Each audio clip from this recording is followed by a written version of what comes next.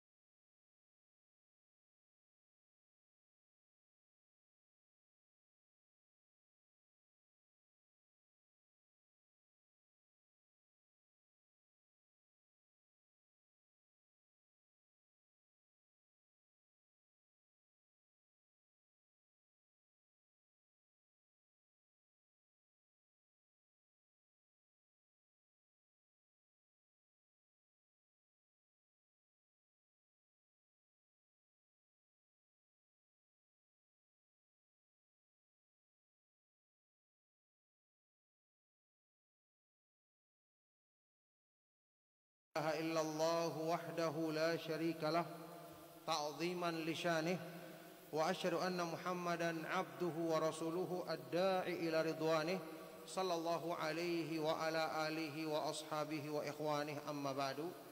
Alhamdulillah, Bapak Ibu, ikhwan dan akhwat fiddin rahimakumullah. Alhamdulillah, kita bersyukur kepada Allah Subhanahu wa taala yang senantiasa melimpahkan rahmatnya kepada kita, yang senantiasa memudahkan bagi kita banyak kebaikan-kebaikan dalam urusan dunia kita, apalagi urusan agama kita. Barakallahu fikum. Di kesempatan siang hari yang berbahagia ini di Masjid Bahtar Rahmas, masjid yang mubarak ya, yang penuh berkah, insyaallah kita dipertemukan kembali di dalam suasana Ramadan. Kita masih berada di awal-awal bulan Ramadan, yang tentu saja setiap kita ya mensyukuri nikmat Allah Subhanahu wa taala bahwa bulan Ramadan ini adalah bulan yang merupakan wujud rahmat Allah Subhanahu wa taala kepada hamba-hambanya yang beriman. Karena inilah kesempatan kita untuk meraih kebaikan-kebaikan yang Allah Subhanahu wa taala akan jadikan sebagai sebab untuk kebaikan hidup kita di dunia dan di akhirat nanti. Barakallahu fikum. Tema tentang orang yang merugi di bulan Ramadan.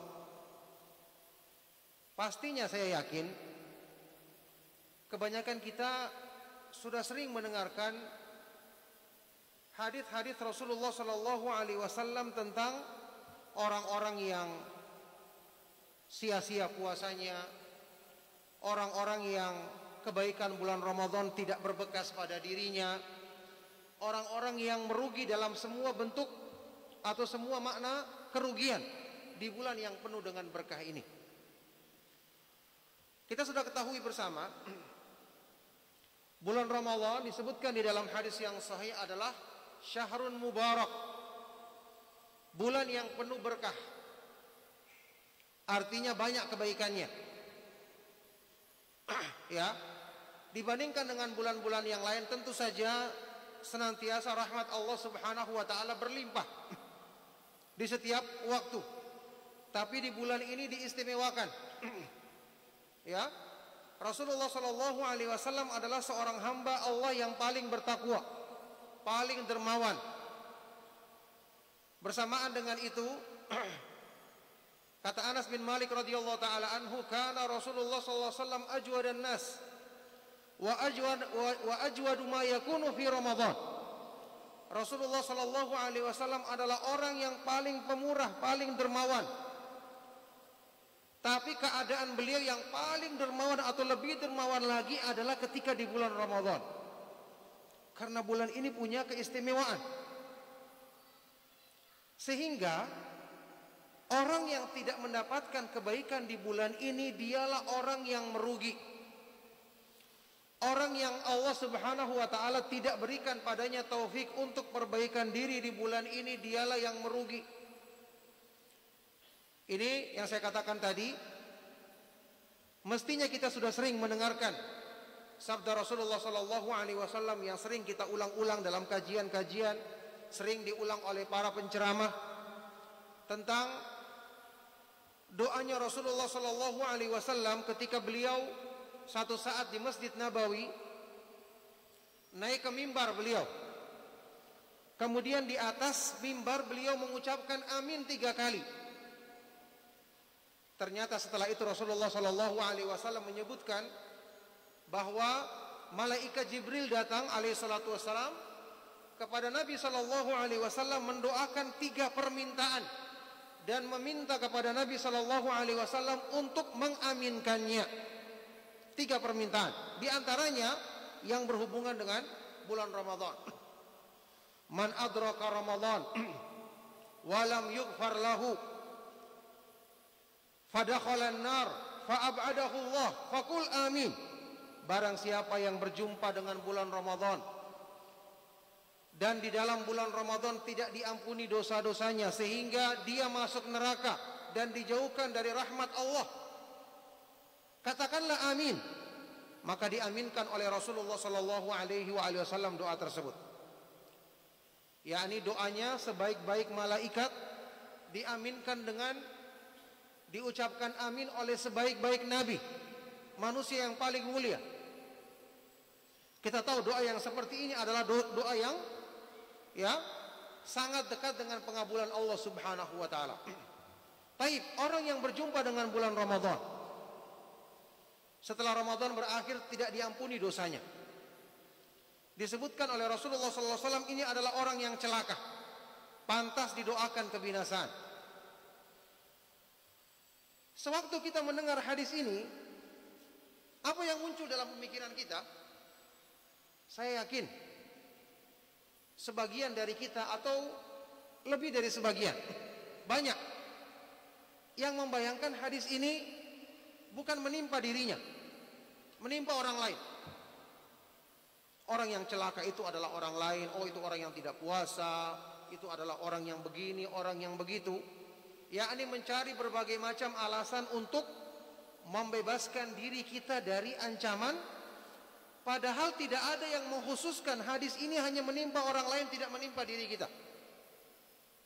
Siapa yang menjamin? Kan tidak ada. Kalaupun sampai menimpa orang lain, ketika Rasulullah SAW menyatakan ini di depan umatnya, berarti ini pelajaran bagi semua umat. Kalaupun orang lain celaka di bulan Ramadan, dan tentu yang mengalami hal ini ya orang-orang yang benar-benar celaka, naudzubillah min dzalik. Kalaupun ini menimpa orang lain, bukankah orang yang beriman itu disebutkan oleh Ibnu Mas'ud radhiyallahu taala anhu, as-sa'idu man wu'idha bi ghairihi. Orang yang beruntung, orang yang berbahagia itu adalah yang mengambil pelajaran dari kejadian yang menimpa orang lain. Kalaupun kita bayangkan orang lain yang kena bukan kita, tapi keadaan orang lain itu bisa menjadi pelajaran bagi kita semua. Sekarang kita lihat jamaah sekalian rahimakumullah. Kenapa dikatakan sebagai orang yang celaka berjumpa dengan bulan Ramadan tapi Allah Subhanahu wa taala tidak mengampuni dosa-dosanya? Padahal kita tahu Allah Subhanahu wa taala Maha Pengampun, Maha Penyayang. Kan sudah sering kita dengarkan, nama Allah saja yang berhubungan dengan pengampunan itu lebih dari 1 nama. Nama-nama Allah yang maha indah yang berhubungan dengan pengampunan lebih dari 1 nama. Ada Al-Ghaffar, Al-Ghafur, maha pengampun, Al-Afu, maha pemaaf, maha pemberi maaf. Ada At-Tawwab, maha penerima taubat. Belum lagi nama-nama Allah yang menunjukkan rahmatnya, kasih sayangnya. Ar-Rahman, Ar-Rahim, Al-Muhsin, maha berbuat baik. Ketika Allah Subhanahu wa taala ya dengan nama-namanya yang maha indah, yang bahkan di dalam Al-Quran kita diperintahkan untuk beribadah kepada Allah dengan nama-namanya yang maha indah, berarti Allah mencintai, orang yang mengamalkan kandungan makna nama-namanya yang maha indah. Walillahil asmaul husna fad'uuhu biha. Dan Allah memiliki nama-nama yang maha indah, maka berdoalah, beribadahlah kepada Allah dengan nama-nama itu. Ternyata ada orang yang tidak mendapatkan bagian dari kebaikan tersebut, apalagi di bulan Ramadan yang limpahan kebaikan demikian banyak. Bisa kita gambarkan, kita bayangkan bagaimana gambaran kecelakaan orang yang seperti ini keadaannya, naudzubillah min dzalik. Ini adalah keburukan yang sangat besar. Kenapa itu terjadi? Ya, kita tahu Allah Subhanahu wa taala tidak akan mungkin mencelakakan hambanya kecuali orang-orang yang benar-benar pantas mendapatkan kecelakaan. Karena Allah Subhanahu wa taala yang menyatakan dirinya, kataba rabbukum ala nafsihi rahmah. Allah menetapkan bagi dirinya sifat rahmat. Di dalam hadis kursi riwayat Imam Muslim, Allah Subhanahu wa taala berfirman, "Inna rahmati sabaqat ghadabi." Sesungguhnya rahmatku mendahului atau mengalahkan kemurkaanku. Rahmatnya Allah mendahului kemurkaannya, mengalahkan kemurkaannya. Berarti ini kembali masalahnya kepada orang itu sendiri yang tidak mengusahakan dirinya untuk selamat dari sebab-sebab kecelakaan. Tidak mengusahakan dirinya selamat dari sebab-sebab kecelakaan. Kita tahu sebagian dari para ulama, seperti yang dinukil oleh Imam Ibn Rajab Al-Hambali di dalam kitab Lataiful Ma'arif, salah seorang ulama dari kalangan tabi'in yang bernama Qatadah mengatakan, "Man lam yughfar lahu fi Ramadan falan yughfar lahu fi ma siwahu." Barang siapa yang tidak diampuni dosa-dosanya di bulan Ramadan, maka di bulan-bulan lain pun tidak akan diampuni dosa-dosanya. Sedangkan di waktu kebaikan berlimpah dia tidak dapat, apalagi di waktu-waktu yang biasa. Nah sekarang sebabnya kenapa ada hamba yang celaka seperti ini, naudzubillah min dzalik? Karena tadi hamba ini yang tidak memanfaatkan kesempatan untuk memperbaiki dirinya. Ya, Allah Subhanahu wa taala melimpahkan rahmat, melimpahkan kebaikan kepada hamba-hambanya. Tetapi tentu saja jika seorang hamba tidak berkenan, tidak menginginkan untuk dirinya kebaikan tersebut, maka Allah Subhanahu wa taala tidak akan berikan kepadanya. Naudzubillah min dzalik. Jadi saat ini kita semua merenung, sudah berapa Ramadan yang kita lewati? Kemudian setelah berakhir bulan Ramadan nanti, bagaimana bekas atau jejak bulan Ramadan yang tertinggal pada diri kita? Jadi setiap tahun kita sering mendengarkan peringatan, setiap tahun kita sering mendapatkan nasihat tentang keutamaan Ramadan, tapi ketika berlalu kembali begitu saja. Apakah kita merasa aman akan kemungkinan termasuk ke dalam golongan orang-orang yang binasa atau celaka tadi, kalau keadaan kita begini-begini saja, padahal sudah berlalu dan kita lalui sekian banyak bulan Ramadan berkali-kali dalam hidup kita? Ini pertanyaan penting. Jadi jamaah sekalian rahimakumullah, selagi kita masih ada di awal-awal bulan Ramadan, kita harus segera mengambil kesempatan. Karena kita ketahui bulan Ramadan Allah Subhanahu wa taala turunkan banyak kebaikan, dan pastinya orang-orang yang beriman yang akan mendapatkan kebaikan tersebut.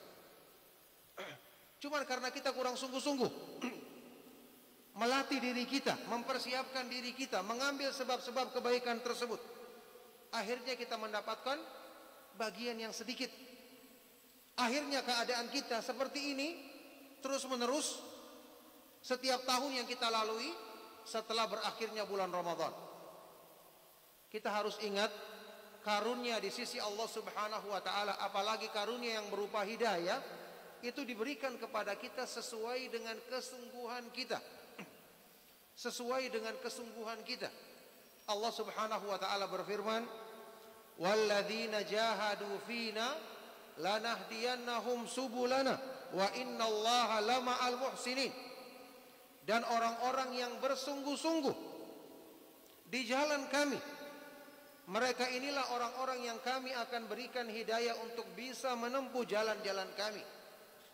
Dan sesungguhnya Allah Subhanahu wa taala akan selalu beserta orang-orang yang berbuat kebaikan. Jadi hidayah dari Allah tergantung dari kesungguhan manusia. Tergantung dari kesungguhan manusia. Sekarang kita lihat, jamaah sekalian rahimakumullah. Apa kurangnya ibadah puasa dan ibadah-ibadah lain yang ada di bulan Ramadan dalam hal menjadi sebab untuk perubahan diri kita menjadi orang yang bertakwa.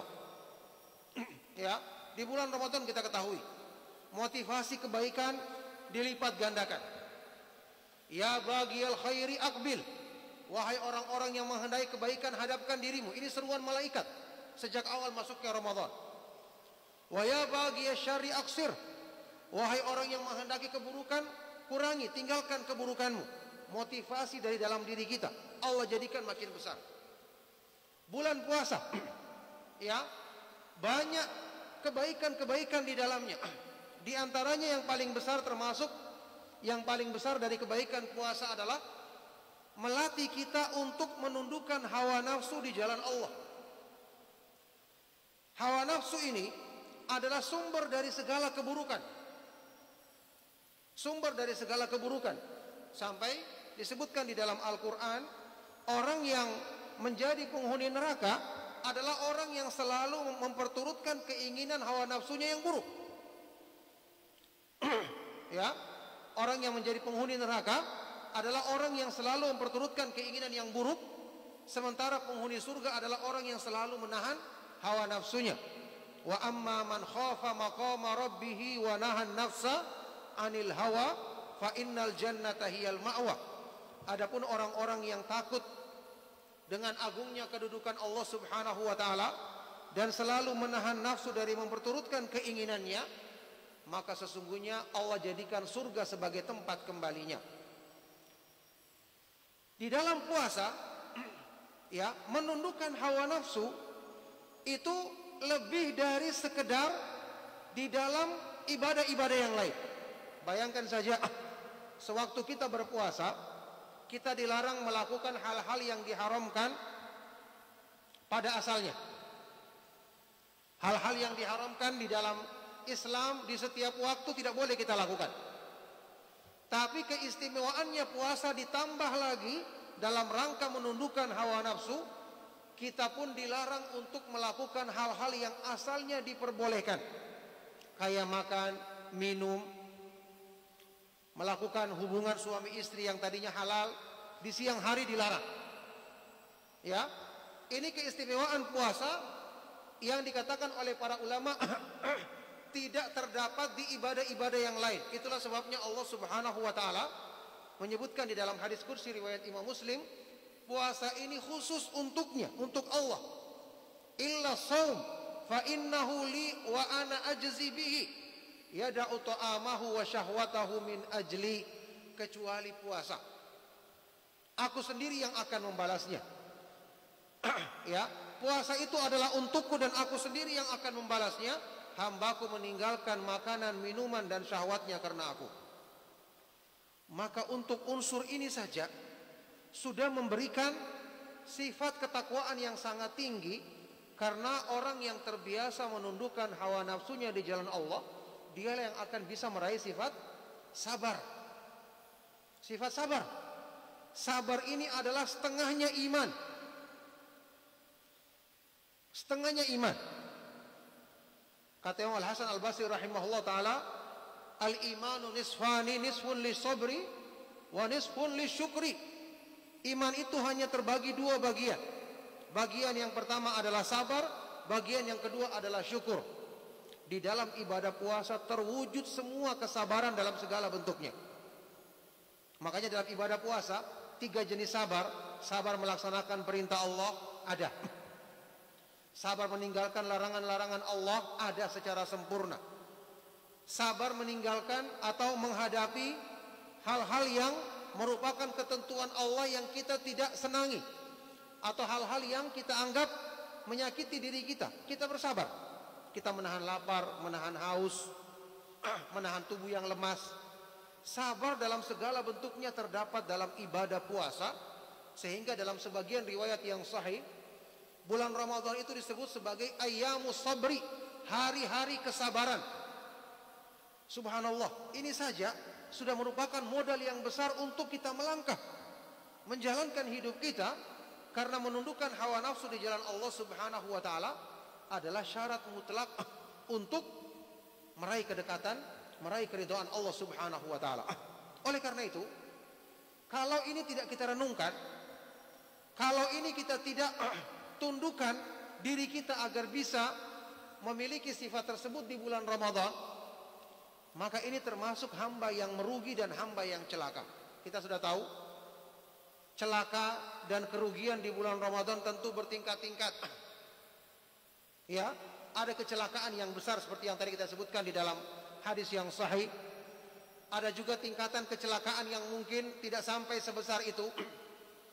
Yang jelas hadis-hadis yang menyebutkan tentang kerugian orang-orang yang tidak mendapatkan bagian kebaikan di bulan Ramadan tidak asing bagi kita, seperti sabda Rasulullah sallallahu alaihi wasallam dalam hadis yang sahih riwayat Imam Bukhari, "Man lam yada' qaula zuri wal amala bihi falaysa lillahi hajatun an yada'a ta'amahu wa syarabahu." Barang siapa yang tidak mau meninggalkan ucapan yang dusta dan melakukan perbuatan-perbuatan yang buruk, maka Allah tidak butuh dengan perbuatannya meninggalkan makan dan minum. Yakni perbuatan yang haram dia lakukan, padahal waktu berpuasa yang asalnya halal saja dia rela tinggalkan. Berarti yang seperti ini tidak bermanfaat bagi dirinya. Kenapa? Karena ternyata dia tidak meninggalkan hal tersebut. Dia meninggalkan hal tersebut bukan dengan ikhlas, bukan dengan niat untuk perbaikan diri, bukan dengan kesungguhan untuk menghiasi dirinya dengan sifat sabar, yang dengan itu Allah Subhanahu wa taala mudahkan dia untuk menundukkan hawa nafsunya di jalan Allah Subhanahu wa taala. Juga dalam hadis sahih yang lainnya, Rasulullah sallallahu alaihi wasallam bersabda, "Rubba sha'imin hadduhu min siyamihi al-ju'u wal atash." Berapa banyak orang yang berpuasa, tapi bagian yang didapatkan dari puasanya hanya lapar dan dahaga semata-mata. Jadi jemaah sekalian rahimakumullah, banyak orang-orang yang mengalami apa yang disebutkan di dalam hadis ini. Hanya orang-orang yang dipilih oleh Allah Subhanahu wa taala bersungguh-sungguh memahami dan merenungkan tujuan atau hikmah puasa, bersungguh-sungguh berdoa kepada Allah Subhanahu wa taala untuk mendapatkan kebaikan di bulan puasa ini, bersungguh-sungguh untuk mempraktekkan adab-adab ibadah puasa yang benar sesuai dengan petunjuk Allah Subhanahu wa taala dan petunjuk Rasulnya sallallahu alaihi wasallam. Tentu yang utama adalah ikhlas, mengikhlaskan niat, kemudian mempraktekkan ibadah puasa yang sesuai dengan petunjuk Nabi Muhammad sallallahu alaihi wasallam. Oleh karena itu, sebagian dari para ulama ada yang menjelaskan tentang makna hadis Rasulullah sallallahu alaihi wasallam bahwa syaitan atau maradatul jin, jin-jin yang durhaka yang selalu menggoda untuk keburukan, dibelenggu di bulan Ramadan. Sufidatis syayatin, dibelenggu atau dirantai di bulan Ramadan. Sebagian dari para ulama ada yang menjelaskan ini maksudnya adalah berlaku bagi orang yang ibadah puasanya benar. Ibadah puasanya sesuai dengan adab-adab yang disyariatkan di dalam Islam. Ikhlasnya benar, cara pelaksanaannya sesuai dengan petunjuk Allah Subhanahu wa taala dan Rasulnya. Dia mempraktekannya dengan sungguh-sungguh, melatih dirinya untuk menundukkan hawa nafsu di jalan Allah Subhanahu wa taala. Dia niatkan ibadah puasa yang dilakukannya menjadi sebab untuk kebaikan dirinya sepanjang hidupnya. Ini yang baru syaitan akan dibelenggu pada diri orang tersebut. Tidak semua orang mendapatkan keutamaan seperti ini. Oleh karena itulah, jamaah sekalian rahimakumullah, ini merupakan hal yang pantas untuk kita renungkan selagi kita masih berada di awal-awal puasa di bulan Ramadan ini, yang belum tentu di tahun berikutnya kita akan mendapati kesempatan yang besar yang agung seperti ini. Oleh karena itulah ya, sekarang kita berdoa kepada Allah Subhanahu wa taala, mohon kepadanya agar benar-benar kita mendapatkan keberkahan di bulan Ramadan. Agar benar-benar kita beribadah puasa dengan keimanan yang benar dan mengharapkan keutamaan dari Allah Subhanahu wa taala. Kemudian ibadah-ibadah yang lain memberikan manfaat kepada diri kita, sehingga setelah di bulan Ramadan kita akan terus berjalan mengikuti keridhaan Allah Subhanahu wa taala dengan sifat-sifat yang mulia yang kita dapatkan di bulan yang penuh dengan berkah ini. Barakallahu fikum, karena waktu juga yang sangat terbatas, maka mudah-mudahan apa yang saya sampaikan sebagai nasihat di kesempatan siang hari ini bermanfaat dan menjadi sebab kebaikan bagi kita semua. Mohon maaf atas segala yang salah dan kurang. Ya, masih ada waktu bagi yang ingin bertanya, kita buka kesempatan.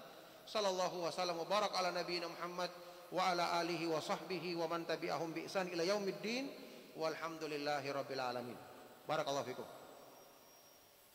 Baik, syukran jazakallahu khairan wa barakallahu fikum. Kita sampaikan kepada Al Ustaz yang telah menyampaikan materinya. Kemudian kita melangkah ke sesi tanya jawab. Kepada ikhwan yang ingin bertanya kami persilakan. Ya, silakan. Silakan.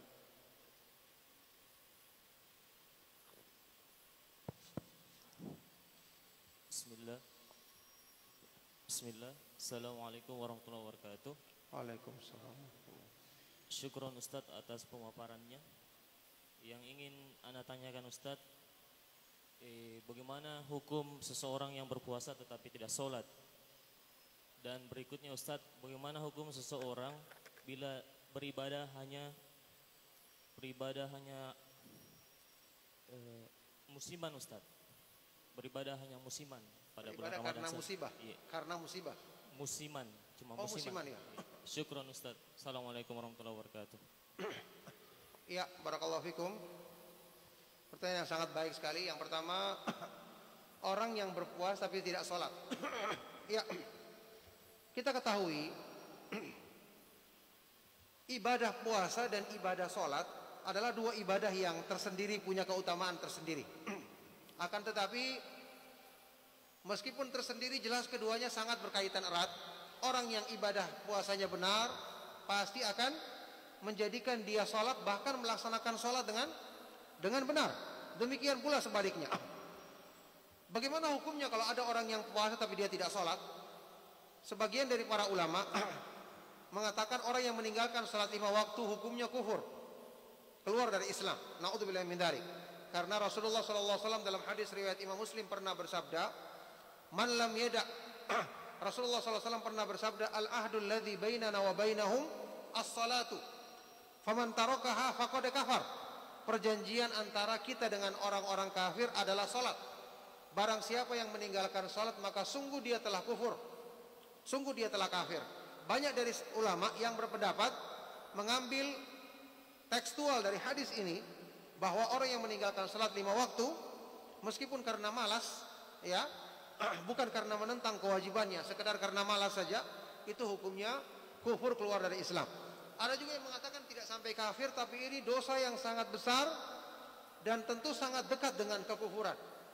Yang jelas, orang yang berpuasa tapi tidak sholat, ini harusnya kalau kita yang tahu, kita berusaha menasihati. Kita katakan sama dia bahwa puasa yang benar adalah membentuk orang yang sifat ketakwaan, dan sifat ketakwaan yang paling utama adalah pasti melaksanakan sholat.